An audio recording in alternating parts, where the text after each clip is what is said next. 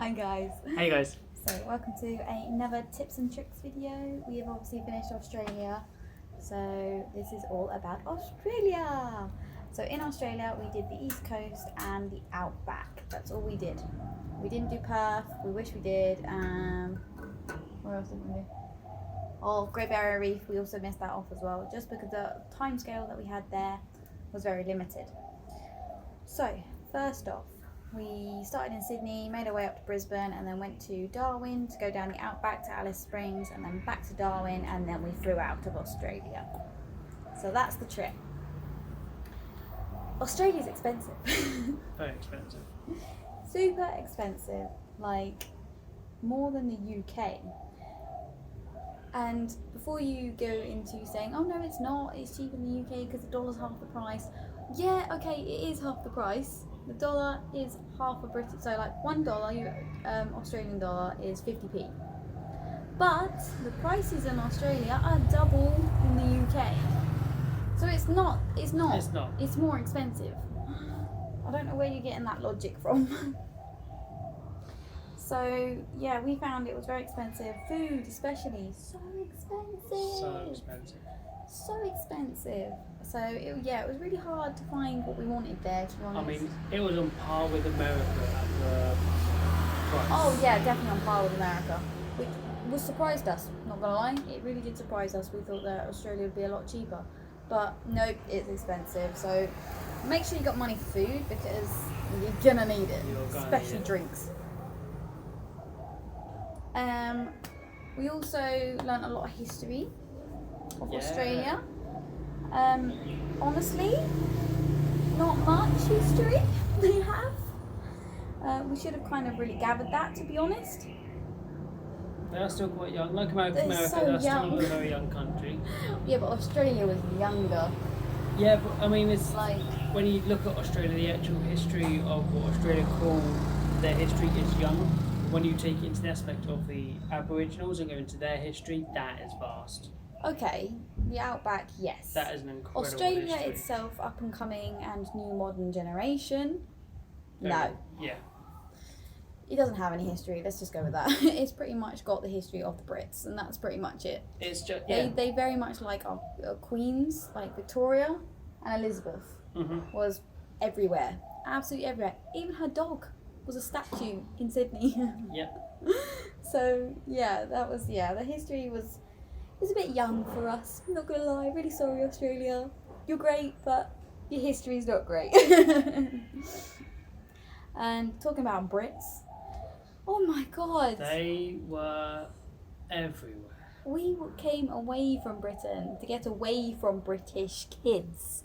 That sounds really bad because we're not exactly the oldest people in the world, but 18 to 25-year-olds.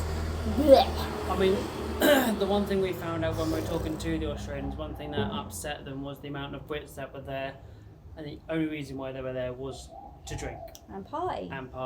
and we were like, okay, well, it can't be that many, there can't be that much going on. And then we got there and they were right. We saw more British people than we did Australians. That's saying something. Yeah. So, and also we found out how disrespectful the British people are. Your young generation of Brits are disrespectful. And I mean to the point where they don't give a shit.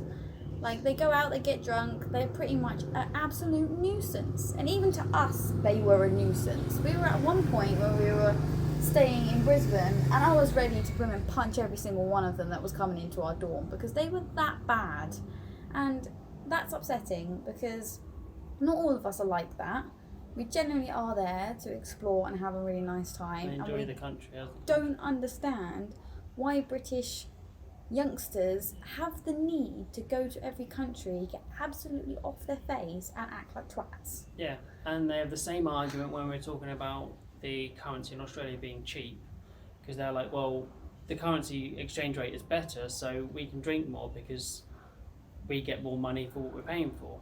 Who gave you that logic? But an Australian pint is about $10, so we're still spending £5 a pint which is actually more than which the is UK. more than England. So you're spending more money Go out in the UK. on that. It baffled us. But it's not the fact that you're going out getting drunk or anything like that. Like, you do you. That's not an issue. It's you're in this beautiful country. And that's all you want to do. And you're sleeping all day and you're out every single night. And Why is that all you want to do? Yeah. I mean, we're not old. Like, come on, you can tell we're not old. Jamie's 33, I'm 28. But we're talking about, like, kids that have just finished college or uni or something like that. They're about 19 to 23, maybe, maximum, maybe 25 at a push. And this is all they seem to want to do. And we don't get it. We just don't get it. Yeah. I mean, it's not for us anymore. Like, go to Spain. Or an island like Ibiza that's specifically for that. Yeah. Go somewhere where it's pushed for it. Don't go halfway across the world and not see it. And just get pissed up and then sleep all day in your hostel. Like, what is that for? What is that? But anyway, each your own. Like, you guys do you, man. Like, fair enough. But just be respectful. We didn't like how disrespectful the Brits were. The young generation, totally disrespectful. There's no need for it, guys. There's no need for it. There was no need for it. And we agreed with the Aussies. And we told all the Aussies that we spoke to, speak up. Speak up. Yeah. Yes, we're British, but we hate it too. So speak up. Tell them they're wrong. Shouldn't be doing that. But we totally And agree. they'll back down. Yeah. And one thing that they've noticed is when you've got solo travellers and couples are very respectful. It's when they see them in groups. When they get into groups, I say because we're all English, we get worse in groups. And that is what scares them the most. Yes, so coming away from that, talking a bit more about Australia. Australia, we were trying our very hardest to find something that was actually authentically Australian. That was probably the hardest thing we could think of. We didn't think this would be so hard. But nothing is Australian. Nothing. The only thing we found was chicken salt. Chicken salt, what an invention. Chicken salt to put on chips. What an invention. And honest to God, it's the most simplest thing ever. Anyone can make it. But it was pretty good. I wouldn't say it was great. I still prefer just salt and vinegar on my fish and chips. I liked it. But Jamie loved it. He thought it was great. So that's the only Australian thing we could think of. So, sorry Australia. If there's any other Australian thing, please tell us because we have no idea what else is Australian. There's something we've missed, then please let us know. Yeah. The only other thing I can think of is beetroot and pineapple in your burger. Game changer. Yeah, it's like lettuce, tomatoes, cucumber, sauce, egg, bacon, cheese, beetroot, pineapple. So it's a beef burger with the lot. And it was delicious. I hate the fact it's all in there, and I hate the fact I loved it. It all worked, and we will be bringing that to our barbecues in summer in England now because it's so good. So good. We also found out as well whilst exploring Sydney, and we went on a little walking tour, and how like the architecture and the buildings and everything that's been built in like Australia, they're lazy. It's such a lazy country. You guys are so lazy. So, you take years to decades for things to be built. But in the heat of everything going on, I kind of understand. I totally get it, but I love it. But the fact you're proud of it as well is amazing. You're so I love the fact that you're proud of how lazy you are. And that you're like, we haven't finished this building yet. Like, it's so funny. It's meant to have a spire. We've not done it. Oh yeah, it was been done for like 20 years or something. Yeah. They still haven't finished it. But hey, like, it's cool. We'll do it when we want. Oh, I love that. It was just so fun. But yeah, we totally get it. The heat out there is insane. I would not want to work in that. No. Then talking about the cities, obviously we just suggested Sydney. Transport wise, you don't pay in cash and you don't pay in card.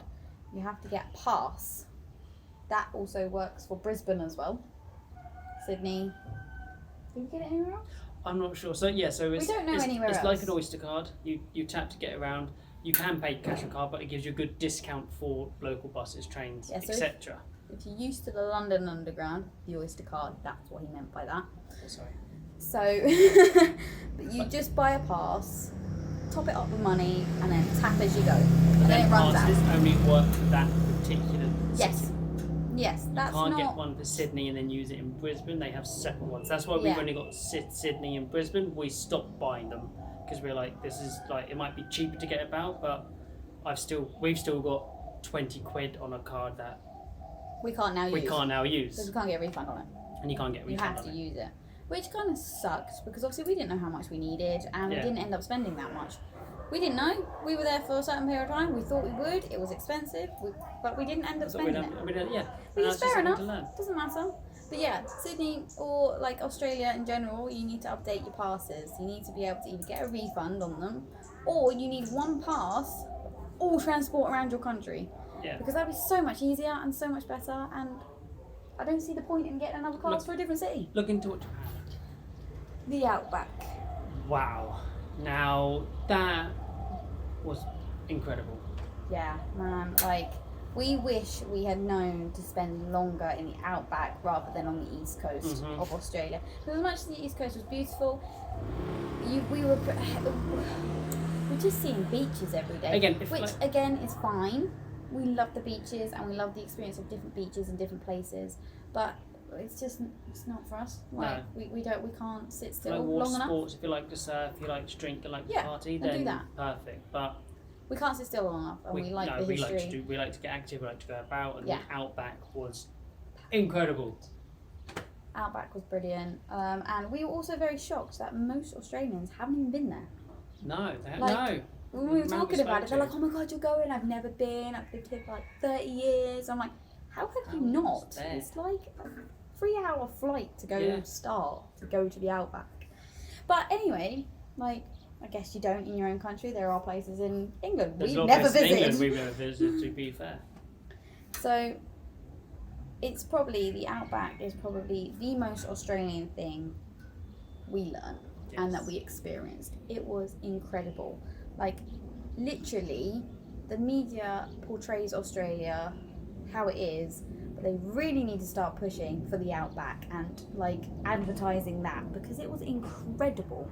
Like, I'm not going to say it doesn't come with its dangers. It is a little bit dangerous to go to the Outback, being as we are, because the Aboriginal people obviously do. It's their homeland. Well, yeah, they were there before anyone, so it's their homeland. And Australia were a bit knobs, and they tried to make them a bit more modernised, and they were trying to get them into civilization, teaching them stuff and everything. So they did take away a lot of their stuff.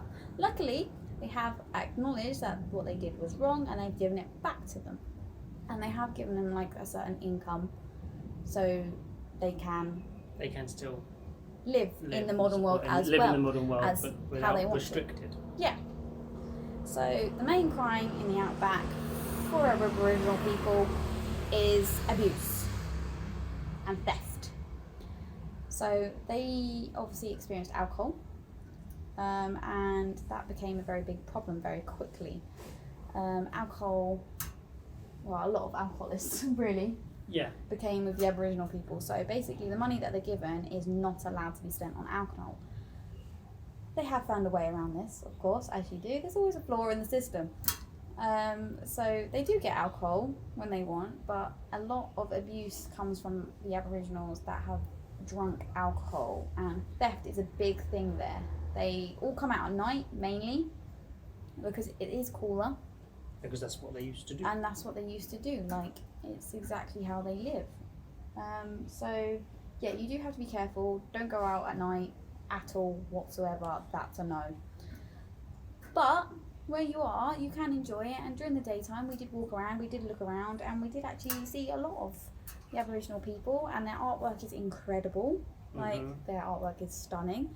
And they do speak a bit of English. I wouldn't say I could understand to the full extent, but they're pretty good at it, because obviously they've been taught it. And there is only a selective amount of stuff that they will allow you to see in their history, which we found out. And that was when we visited Uluru. And that was just freaking amazing. That was something else. We wish we hadn't done a day trip there. We wish we had actually gone there and stayed there for 2 days, because it was huge and the national park was incredible. Like, it was so beautiful. And the history of the Aboriginals that we did learn, it just wanted me to learn more. Yeah. Just wanted to know more. Obviously, we're only allowed to learn that much because that's all that they've given.